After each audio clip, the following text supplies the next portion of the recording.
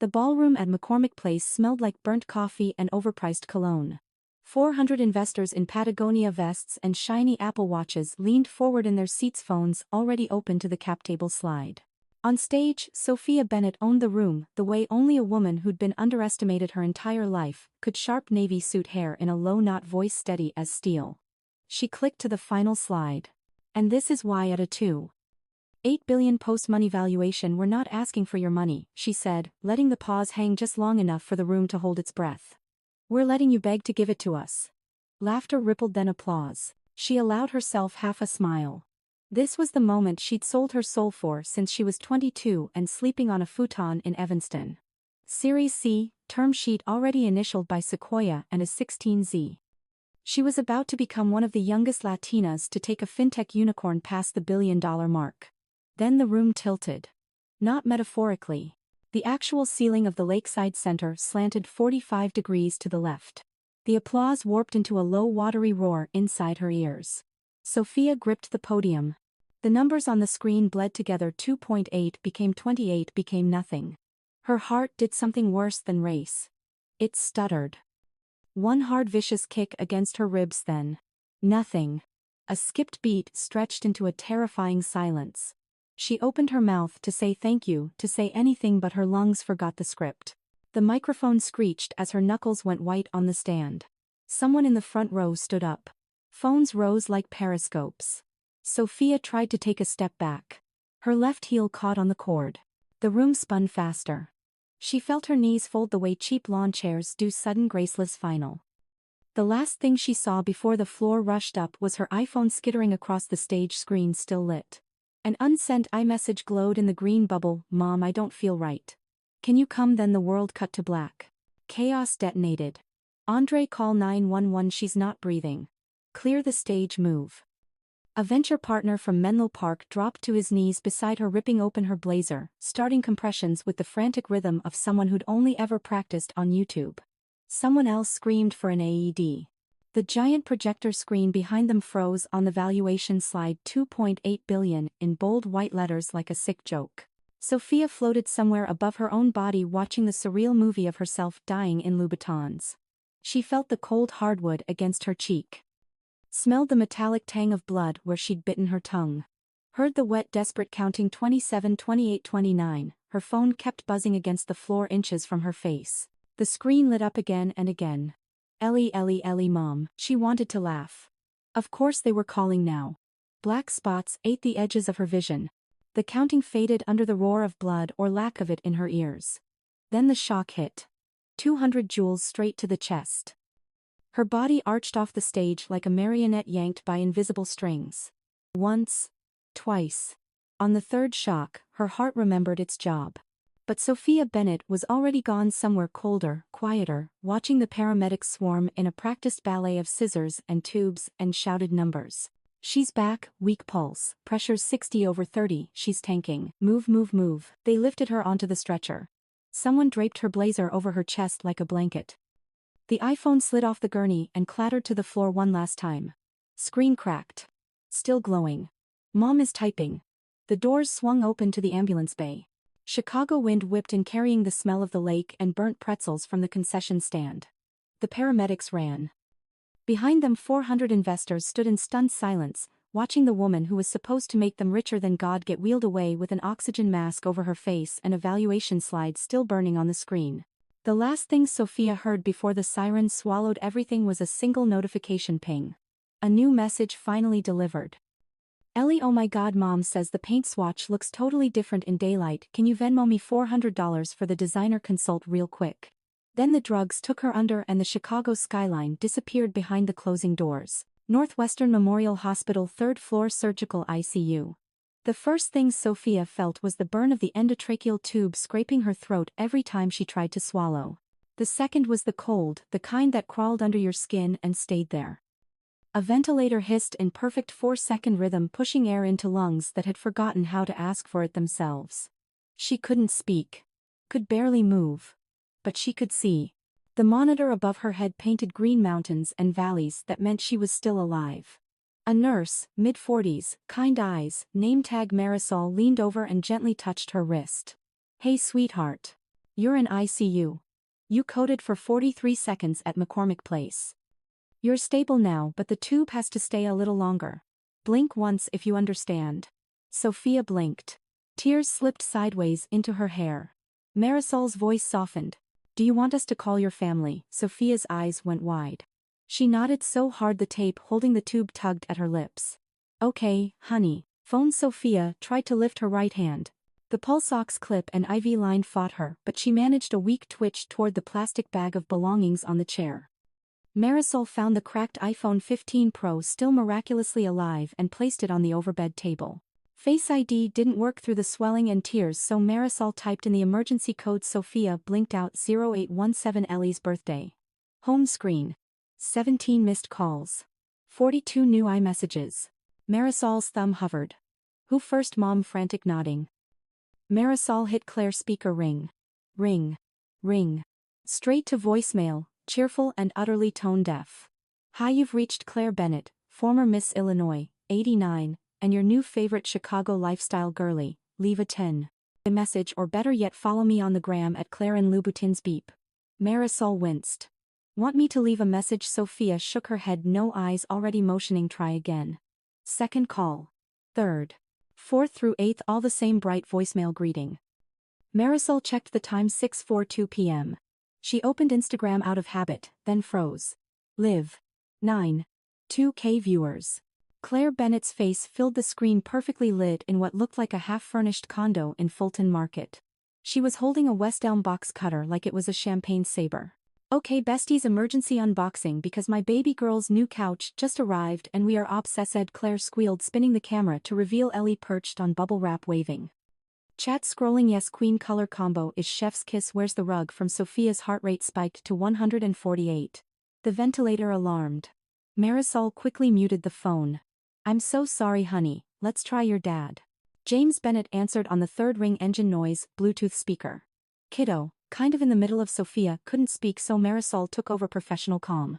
Mr. Bennett, this is Nurse Marisol at Northwestern Memorial. I'm with your daughter Sophia in the ICU. She suffered a cardiac arrest this afternoon. Oh Jesus, James muttered. Then muffled away from the phone. Ellie, hand me the swatches. No, the Benjamin Moore fan deck, top left. Back on the line, is she? Stable, yes, but she's intubated and asking for family. A long pause. Traffic noises. A horn blared. Listen, we're over at the paint store in Lincoln Park. Ellie's having a total meltdown because evergreen fog looks like baby puke in the condo's northern light. The designer says we have to redo the entire accent wall before the photographer comes tomorrow for the reveal. It's bad timing. Marisol's jaw tightened. Sir, your daughter almost died today. I get that. We'll swing by tomorrow morning first thing. Tell her we love her. The call ended. Sophia stared at the ceiling, tears running in steady streams. Marisol opened the family group chat, Bennett fam, and scrolled up so Sophia could see. Last message from Sophia 114 p.m. right before she walked on stage. Feeling weird chest pressure. Might be nerves. Love you guys. Below it 0 replies. Then starting at 4:07 p.m. while Sophia was being shocked back to life, new messages poured in. Ellie photo of 6 paint swatches lined up on marble counter, which one says quiet luxury, but make it 26. Ellie video of her fake, crying into a linen napkin. The contractor used eggshell instead of matte. I'm literally deceased. Mom, we're on our way to the store. Baby, don't worry, mommy's fixing it. They are. Dad found parking on Armitage. Be there in 5. Ellie, heart, eyes, sticker spam. Obsessed with this shade. No one had even opened Sophia's message. The little delivered sat lonely under her text, never turning to read. Marisol set the phone down like it was radioactive. Sophia closed her eyes. The ventilator kept breathing for her, steady and indifferent. In the hallway, a janitor rolled a cart past. Somewhere down the corridor, another family was crying tears of relief. In room 312 there was only the hiss of the machine and the soft, relentless drip of saline into a vein that had paid for every swatch, every couch, every quiet luxury moment her family was currently chasing. Sophia didn't cry anymore. Something colder settled in her chest, heavier than the tube down her throat. Tomorrow, they had said. Tomorrow never came for people who only showed up when the lighting was good. 2:14 a.m. The ICU had dimmed to its nighttime glow, just the green heartbeat on the monitor and the soft red pulse of the IV pump. Sophia drifted in and out of a morphine haze, the tube still taped to her mouth, every swallow like swallowing fire. Marisol came back on quiet shoes, checked the vent settings, then noticed the single voicemail notification that had appeared while she was in the med room. One new message. 2:14 a.m. From Mom. "You have a message, honey," she whispered. "Want me to play it out loud?" Blink once. Sophia blinked. She didn't know why. Hope, maybe. The last scraps of it. Marisol tapped speaker and held the phone close to Sophia's ear. Claire Bennett's voice floated into the cold room, light and airy, the same tone she used to narrate sunrise yoga on her stories. "Sophia, honey, hi. Okay, so we did see your messages and obviously we're so worried, but Madison, no, Ellie is literally having a full-on mental breakdown right now. The contractor used eggshell instead of matte on the entire accent wall and it's reading super cheap on camera. You know how sensitive her aesthetic eye is, especially with the Revolve campaign shooting in the condo next week. The poor thing has been crying for hours, and we had to emergency call the painter back at midnight to fix it. We're all here at the condo trying to calm her down, it's just chaos. We will absolutely come see you tomorrow once she's feeling more regulated. Okay, sweetheart, rest up. Love you, moi." The message ended with the little kissy noise Claire always added, like a period at the end of a text. Silence. The ventilator pushed another breath into Sophia's lungs. The monitor kept its steady 86 beats per minute, but something inside her had flatlined. Marisol stood frozen, phone still in her hand. She had heard a lot of awful things in 15 years of nursing, but this one carved itself a new place. Sophia stared at the ceiling tiles. Tears slid sideways again, silent, unstoppable. They weren't the hot, angry tears from earlier. These were colder. Final. Marisol set the phone down and took Sophia's hand, careful of the IV. "I'm so sorry, baby." Sophia couldn't answer with words, so she squeezed back once hard. Then her eyes moved to the bedside table where her Apple Watch lay charging. She lifted 2 fingers, pointed at the watch, then at the phone, then made a small writing motion in the air. Marisol understood immediately. "You want to text someone?" Sophia nodded. "Who?" Sophia blinked twice, slow and deliberate, then lifted her index finger and tapped her own chest. "Me. I'm doing it myself." Marisol hesitated, then unlocked the phone again and opened Notes. She held it so Sophia could see the keyboard. The cursor blinked, waiting. Sophia's right hand shook as she typed with one finger, the pulse ox clip flashing red with every painful tap. "Send Logan the trust amendment template. Tell him I'm awake and it's time." She stared at the sentence for a long second, then added, "No contest clause. Full revocation. Effective immediately." Another tear fell, but her jaw was set now, the softness gone. Marisol read it, looked at Sophia, and saw something shift behind the swelling and bruises. The little girl waiting for mommy to choose her had just died quietly in that bed. And the woman taking her place was done waiting. Sophia tapped one final line before letting her hand fall back to the blanket. Title: The New Doc Bennett Family, Paintgate Revocable Trust Termination. Then she closed her eyes, turned her face toward the window where Chicago's lights glittered like they didn't know someone had just been erased, and let the ventilator breathe for her one more night. Tomorrow she would breathe on her own. And no one who chose eggshell over a heartbeat would ever touch another dime of her life again. Morning light leaked through the ICU blinds in thin pale stripes. Sophia had been off the ventilator for 6 hours. Her throat felt like she'd swallowed a cheese grater, but she could talk now in a cracked whisper that still carried the same steel it always had. Marisol wheeled in the iPad on a rolling stand, the one the hospital used for telehealth. "Logan's ready when you are," she said quietly. "I'll stay right outside." Sophia nodded. She was propped up at 30 degrees, wires and tubes still taped everywhere, but her eyes were clear. For the first time in days, they were completely clear. The screen lit up. Logan Chen, Harvard Law, 14, her best friend since 1L and the only person she'd ever trusted with the nuclear codes of her life, appeared in a navy hoodie, hair still wet from a shower, eyes already red. "Hey Soph," he said, voice cracking on the second syllable. "Don't," she rasped. "No crying until the notary's gone." He laughed once, wet and broken, then straightened up. Behind him a second window popped open, Notary Live. A woman in a crisp blazer and Illinois notary seal smiled professionally. "Good morning, Miss Bennett. I'm Denise Carter, Illinois remote online notary. I'll be witnessing and sealing today." Can you please state your full name and date of birth for the record? Sophia June Bennett, the 17th of August 1990. Logan had already uploaded everything the night before the original 2019 irrevocable trust. Bennett, family protection. Trust, the 2023 restatement and the new amendment and complete restatement he drafted at 3 a.m. after Sophia's one-finger note. Denise ran through the identity verification. Sophia held her driver's license up to the camera, answered the knowledge-based questions. First car 2003 Jetta. Childhood dog Pickles. Then the session officially began. Logan shared his screen. First page, bold red header. Amendment and complete restatement. Bennett family protection trust effective immediately upon execution. Sophia's heart rate ticked up to 94. The monitor beeped once in gentle protest. Logan's voice was steady now. Lawyer mode activated. Section 4.1, Revocation of prior beneficiaries. All prior primary and successor beneficiary designations are hereby revoked in their entirety. Specifically, James Bennett, Claire Bennett, and Ellie Bennett are removed, and shall receive no distribution now or upon the grantor's death. He scrolled. Section 4.2.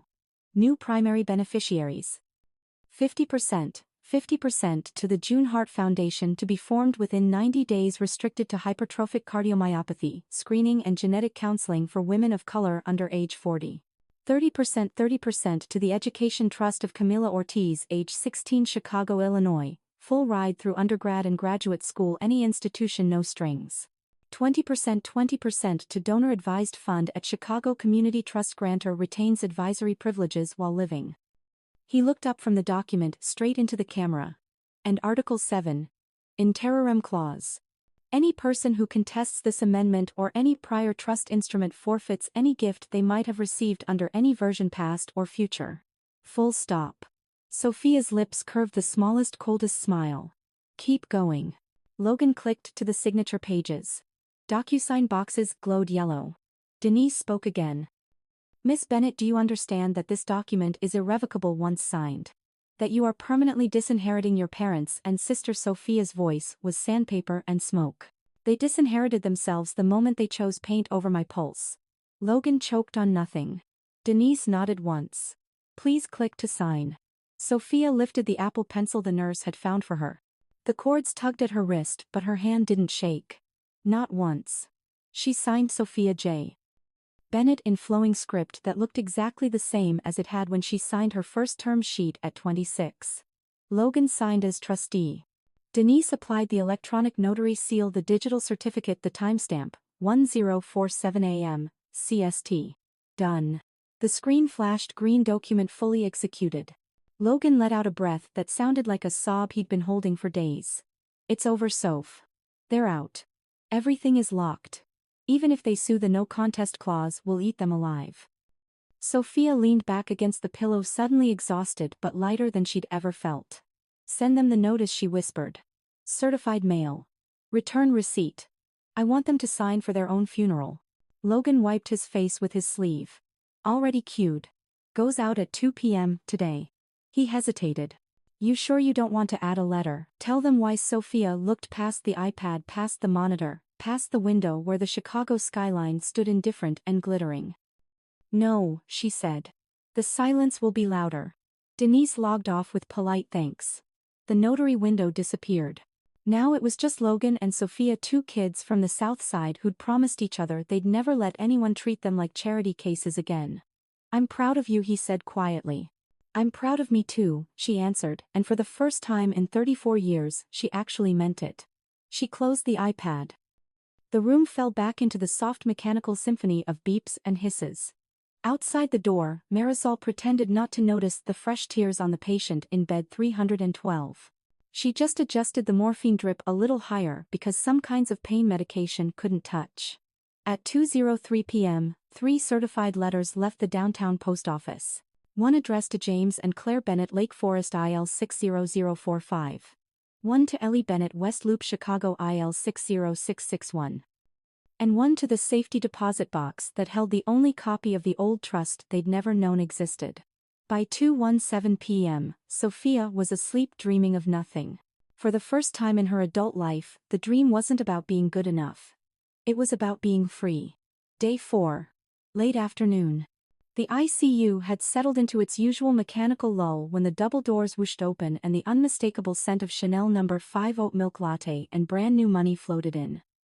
Claire Bennett swept into room 312 like she was entering a Nordstrom anniversary sale. Tweed jacket, silk camisole, quilted purse, the size of a small dog. In her left hand, a venti Starbucks cup with Claire scrawled in Sharpie. In her right, a Benjamin Moore fan deck and 3 large paint swatches taped together like a fashion mood board. James followed 2 steps behind navy blazer no tie, the slightly confused look of a man who'd been dragged away from a golf cart. And trailing them both AirPods in ring light clipped to her phone was Ellie 26 going on 16 live on TikTok to 41000 viewers. "Guys," Ellie whispered dramatically into her front camera as she tiptoed down the hallway. "Small family emergency, but I'm still dropping the condo tour tomorrow, so stay tuned. Elism, don't forget to like and subscribe." She slipped into the room, last still filming herself over Claire's shoulder. Claire stopped at the foot of the bed, took one look at Sophia, pale, bruised nasal cannula heartbeat, tracing green across the monitor, and gasped the way people do when they see a bad blowout. "Oh honey, you look awful.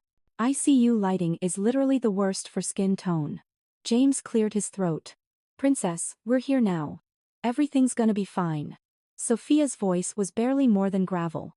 "Took you long enough." Claire waved the paint swatches like a white flag. "Sweetie, you have no idea the week we've had. The contractor used eggshell instead of matte and it completely ruined Ellie's content calendar. We had to emergency repaint yesterday and the fumes." Mom, Ellie hissed, angling the phone away for a second. "I'm live." Claire lowered her voice to a stage whisper. "Ellie baby, maybe pause it."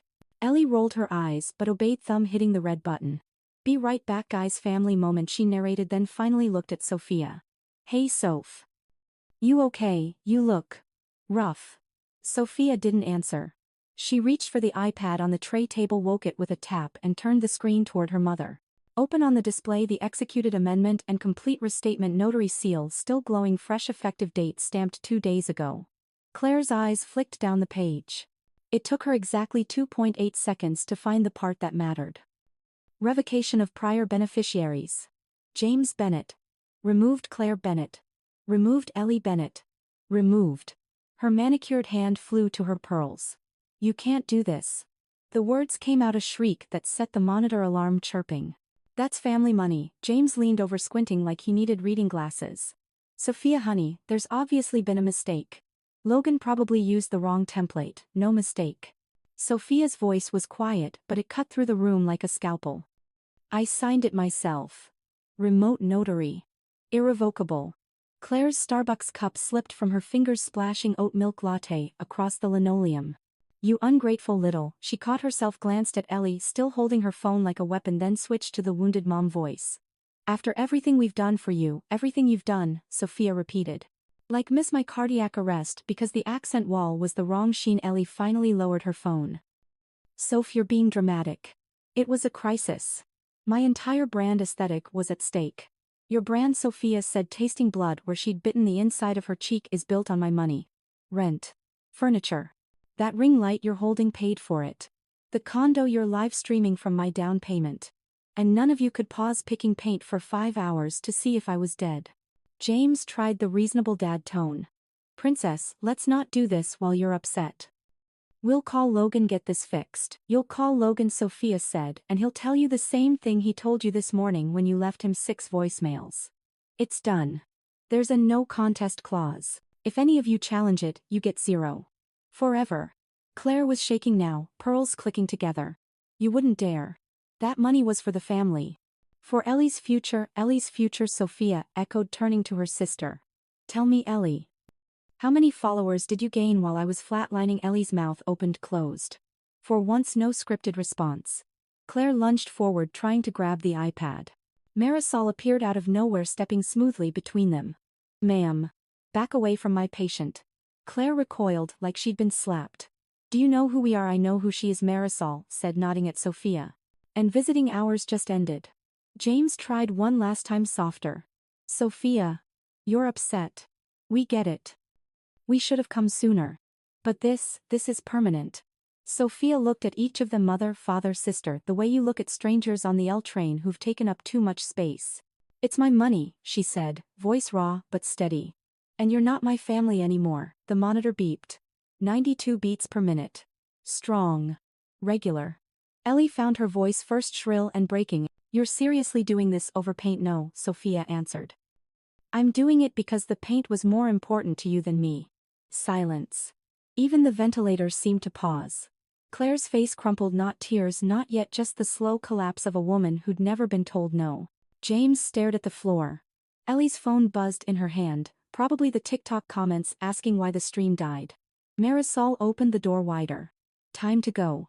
Claire grabbed her ruined latte cup, clutched the paint swatches to her chest like a shield. James put a hand on Ellie's elbow, guiding her out. At the threshold, Ellie turned back, eyes wet now, voice small. Soph. We love you. Sophia met her gaze and said the truest thing she'd ever spoken. You love what I pay for. The door closed with a soft click. The room fell quiet again, just the steady green heartbeat on the monitor and the faint smell of oat milk and Chanel. Sophia closed her eyes. For the first time in 34 years, the silence didn't feel like punishment. It felt like peace. Day 7 after the cardiac arrest. Sophia had been moved to a step-down room, no longer intubated, just an IV and a portable monitor. She was scrolling Twitter on a burner account when a strange email popped into her inbox. Subject: You deserve to know the truth. From Chicago Heart 1995 at proton.me. Attachment: Bennett, medical, records, 1986 -2023 PDF 47 pages. She hesitated 3 seconds, then opened it. First page was James Bennett's cardiology report from 1995, age 38. Diagnosis: hypertrophic cardiomyopathy, apical variant. Genetic testing recommended for first-degree relatives. Sophia scrolled on. Ellie born 1998, first cardiology visit at 6 months old. 200002200220052008, every year, like clockwork. Echo ECG, Holter, even an MRI, when she was 14. Doctor's note: patient is biological daughter of James Bennett, HCM carrier. Regular screening mandatory. Then Sophia's section. Nothing. Not a single specialist visit. Just 2 lines in her 2004 pediatric record: age 14, mother states Sophia is adopted, no blood relation to father. Genetic screening not indicated. Sophia felt the blood drain from her face. She was not adopted. She had the original birth certificate, hospital photos of Claire pregnant, even video of Claire giving birth at Northwestern in 1990. She remembered because every birthday she was forced to rewatch it like a trophy. They had lied to the doctor. Lied to her. So she would never suspect, never demand testing, and most importantly, would keep being the family cash cow without knowing there was a ticking bomb in her chest. She flipped to the last page. The email ended with a short note, white text on black background. They knew you could drop dead any day. They just needed you alive long enough to pay for Lake Forest and Ellie's Birkins. You were never the spare. You were the warranty. Sophia sat so still, the monitor alarmed for bradycardia. A nurse ran and saw her ghost white eyes dry.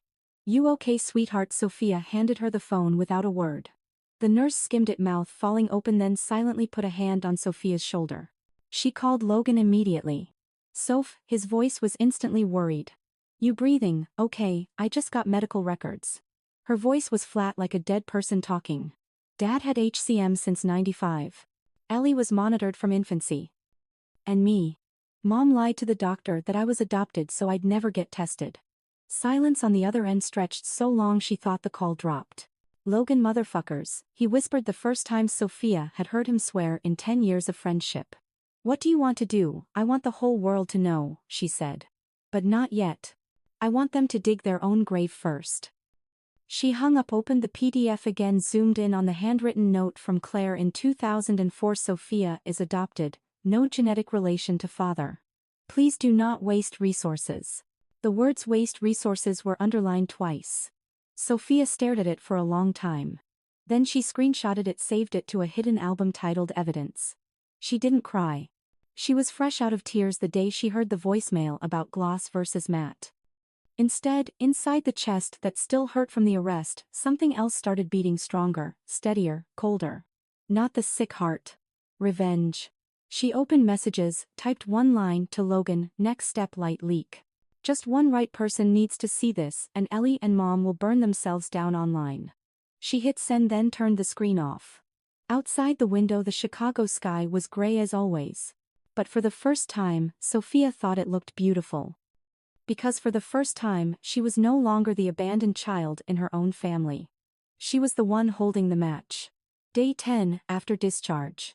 Sophia sat on the couch of her temporary Streeterville rental laptop on her lap, windows open to the sound of the L train rumbling past. She'd written the post last night, never once naming anyone, only using details only the guilty would recognize. 0014 a.m. She hit publish on her personal blog Sophiajune. Then copy-pasted the whole thing into a Twitter thread from her burner at Texas Free with its quiet 30,000 followers. The thread started with one line: 1 divided by I died for 43 seconds last week. My little sister, a Chicago lifestyle influencer, spent those 43 seconds choosing between 2 shades of greige paint for her new condo. She didn't get fancy. Just told the truth, cold, dry, sharp. How the whole family ignored her. I don't feel right. Text to go by Benjamin Moore. The 2:14 a.m. voicemail from Mom about wrong Shein and brand deals. How she signed away $58 million from the trust on an ICU bed. And the final detail dropped like the last knife. They knew I carried the same gene that could kill me since I was 14. They told the doctor I was adopted so I'd never be tested. I paid for everything. I just wasn't worth saving. She ended with one line: this is not revenge. This is the receipt. She didn't tag anyone, didn't hashtag, didn't ask for anything. Just posted, shut the laptop and went to sleep. Next morning she woke up to 1.7 million impressions. By noon it was 4 million. Chicago internet did the rest. Everyone remembered Ellie's TikTok from 2 days ago, standing in the Fulton Market condo sobbing because evergreen fog looked cheap in daylight and the contractor ruined my whole aesthetic era. That video had gone up exactly 4 hours after Sophia's heart stopped. The internet took 11 minutes to stitch the timelines together.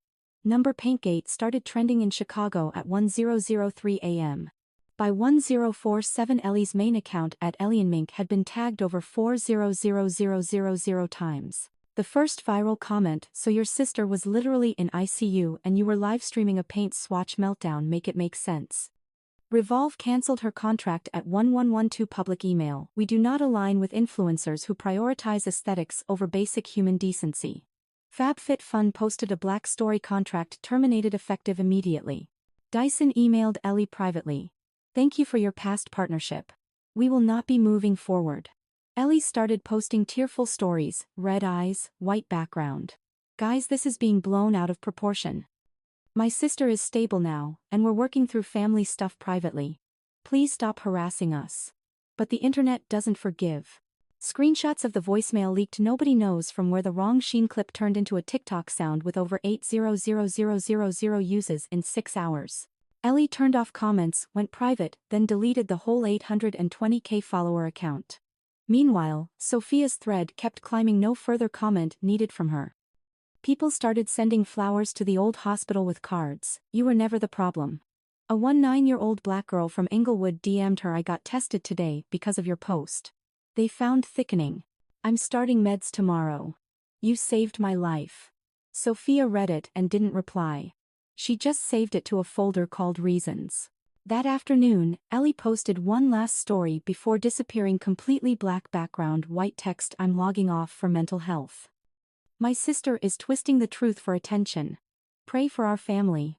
But the internet already had the answer. Twisting the truth, girl. We have the paint swatch, timestamps, and the 911 call records sit all the way down. By 8 p.m., @EllieandMink was permanently disabled by Instagram for community standards violations after tens of thousands of reports. Ellie lost 100% of her brand deals in 9 hours. From 6-year-old influencer millionaire to $11 in Venmo. Meanwhile, Sophia's blog crossed 10 million views. Nobody knew her name, but everyone knew the story. She shut the laptop, opened the window. Lake Michigan wind blew in cool and clean. Her phone buzzed. One text from Logan: they're having an emergency family meeting in Lake Forest. Mom's crying, saying she'll sue you for defamation. Sophia replied with one line: let them try. I have receipts older than Ellie's entire career. She turned the phone off, smiled for the first time in days. Not a victory smile. The smile of someone who just took off a yoke she'd worn for 34 years. Out there, Chicago was still loud as ever. But in this little apartment for the first time there was only the sound of her own heart beating. And it was beating strong. 3 weeks after Sophia's thread hit 27 million impressions, the Bennett empire was no longer a house in Lake Forest. It was a pile of still-smoking ashes. It started with James Bennett. He sat unpaid on 3 boards, a River North VC fund, a prop-tech real estate startup and a logistics company in Fulton Market. All 3 had investors who read Twitter. Monday of week 3 James got 3 identical emails 11 minutes apart. Subject: resignation requested. Due to recent negative attention on the Bennett family, the board requests your immediate resignation to protect shareholder value. Thank you for your past contributions. He called the chairman of the old fund his 20-year golf buddy and got one short sentence: James the first have daughters. I can't sit on the same board as a guy whose kid died for paint swatches. By 4 p.m. that day, James Bennett had 0 board seats left in life. Claire was worse. The Junior League Chicago, where she was chair of the fall gala, sent a thick cream envelope with embossed logo. Given current attention, we believe your participation would overshadow the organization's charitable mission. We are returning this year's membership fee in full. 3 days later her name was scrubbed from every major invite list: Ravinia Gala, Lyric Opera Ball, Joffrey Ballet Opening. People stopped replying to her, hope to see you there texts. Instead, they gave tight smiles at Whole Foods, then turned away fast. The house. The 9200 SQFT French-style mansion in Lake Forest 6 beds saltwater pool had been in Sophia's name since 2018. She bought it so the family would always have a place to gather. Mortgage still in her name, $28,400 monthly payment on autopay from her account. The first of the month after she cut the trust, the autopay was cancelled. Bank sent first late notice. James called Sophia 47 times, all to voicemail. Second notice, bank sent foreclosure warning. October 18, a huge sign went up on the gate bank owned. Neighbors posted pics to the private Lake Forest Moms Facebook group. Caption: guess the paint didn't match the lifestyle after all. Ellie made one last desperate lunge. She launched a GoFundMe at 3 a.m. Help me fight my abusive sister and get my life back. Goal $250,000. Opening paragraph full of crocodile tears. My older sister is spreading lies that destroyed my career and mental health. I've lost everything because of her jealousy. Please help me hire lawyers and rebuild. First 4 hours $11,400 from pitying old followers. Then the internet arrived. GoFundMe got reported 78000 times in 18 hours. Platform shut it down, refunded everything, statement violates terms of service, fraudulent narrative. Screenshots of the campaign instantly became memes. First meme, Ellie crying while hugging a Benjamin Moore fan deck, caption: when you realize the paint was load-bearing. Second meme, her standing in the empty condo, caption: GoFundMe after choosing evergreen fog over your sister's heartbeat. Number Paintgate officially passed number World Series in Chicago trending. Ellie made page 6 with the headline: Chicago influencer launches GoFundMe after sister cuts her off for paint crisis priorities. Article featured old Coachella pics next to new paparazzi shots, stringy hair, sunglasses, hiding red eyes. Dragging a Louis Vuitton suitcase out of a Wicker Park Airbnb because she couldn't afford the condo anymore. Meanwhile, Sophia never said another public word. She just sat in her new apartment, drank coffee, and watched it all collapse from a distance like a documentary she'd written the script for years ago. Logan texted at midnight, they're trying to sell mom's car. BMW X7 2022 listed $62K, best offer. No bites. Sophia replied with a broken heart sticker. Next morning, she got a photo from a stranger, the foreclosed sign on the Lake Forest gate. Someone had written underneath in white chalk, should have picked a warmer shade of family. She saved it to the album receipts. Part 2. Then she shut the phone, stood up, opened the window. November wind blew in cold clean. They had lost the house, the reputation, the friends, the future. She had just found herself. And for the first time in her life, Sophia June Bennett thought 58 million was dirt cheap. February, 6 months after the day her heart stopped for 43 seconds. Austin welcomed Sophia with golden sunshine and the smell of brisket drifting from Franklin barbecue all over East 6th. She landed at AUS with 2 suitcases and an old silver ring, the ring of her birth mother June, who died when Sophia was 3 in a car wreck. No one to pick her up. Didn't need one. The new house sat on Stacy Lane in Travis Heights. One-story mid-century wood built 1,952 backyard with an ancient pecan tree and a trail straight down to Lady Bird Lake. 3 beds 1900 SQF $1.15 million, laughably cheap compared to what she used to pay for Ellie's Chicago rentals. Paid cash, no mortgage, no longer signing anything, Bennett. The day she signed the papers at the Travis County Courthouse, she officially changed her name to Sophia June Bennett. The clerk asked reason for name change. Sophia answered simply reclamation. First month in Austin she did nothing but walk. Mornings along the lake, afternoons hiking Barton Creek, Greenbelt evenings on the porch listening to cicadas and guitar from the bar 2 blocks over. She let her hair grow out, added sun-bleached highlights, and for the first time in her life wore colors burnt orange, sage green, mustard, yellow instead of just black and navy. Second month, she founded the June Heart Foundation. Seed money $40 million from the old trust. Mission: fully fund genetic testing and cardiac screening for women under 40, priority to communities of color and low income. First headquarters was just a desk in a WeWork on Congress Avenue, but week 1 brought 87 applications from Houston, San Antonio, Dallas, even Atlanta. She named the first program June Bugs, those who survived because they were caught early. Logo: a tiny turquoise beetle wearing the exact same silver ring she wore on her right hand. Tuesday of week 3, she rented a corner at Zilker Brewing Co. and taped up flyers, cut ties and Thrive support group for people who chose themselves over toxic family. Every Tuesday, 7-9 p.m. No RSVP, just show up. Week 1, 6 people. Week 2, 14. By month 3, they had to move to the brewery backyard because there was no room inside. They came from everywhere.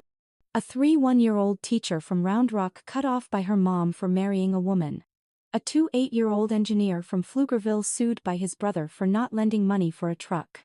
A 9-year-old single mom from East Austin who finally changed the locks because her parents wanted to raise her kid their way.